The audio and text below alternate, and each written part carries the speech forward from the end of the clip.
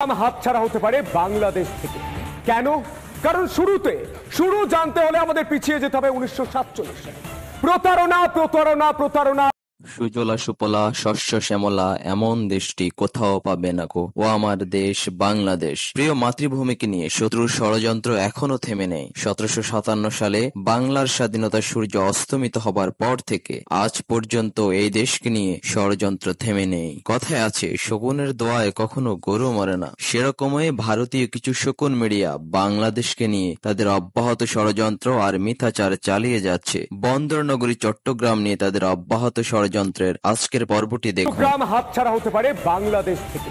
কেন? কারণ শুরু জানতে হলে আমাদের পিছিয়ে যেতে হবে 1947 সালে।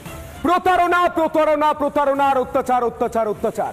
1947 থেকে 2024 চট্টগ্রামের হিন্দু ও বৌদ্ধরা শুধু প্রতারণা ও অমানবিক অত্যাচারের শিকার হয়েছেন।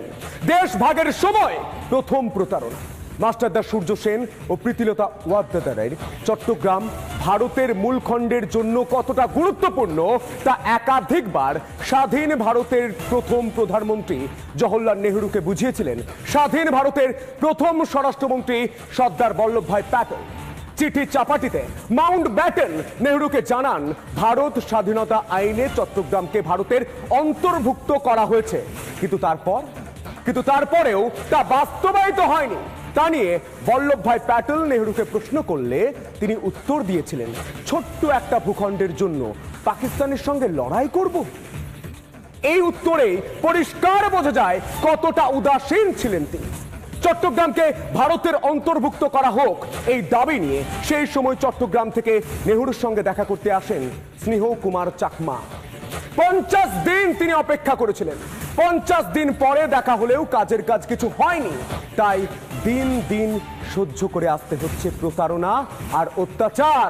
তৎকালীন পাকিস্তান প্রেসিডেন্ট আইয়ুব খান চট্টগ্রামের নিপীড়িত হওয়া হিন্দু ও বৌদ্ধদের উদ্দেশ্যে বলেন, ওরা খেতে না পেলে ঘাস খাক, থাকতে না পারলে ভারত চলে যাক।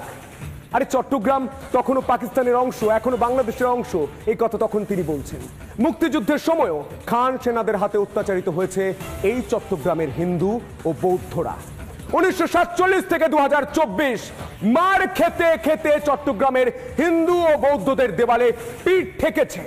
এর দায় কাকে নিতে হবে? এর দায় তো কাউকে নিতে হবে। তাই আজ তারা ঘুরে দাঁড়ানোর লড়াই করছে। আর এতেই ভয় পাচ্ছে ইউনূস, ভয় পাচ্ছে। আর তারা বলছেন ডর হামে আচ্ছা লাগা।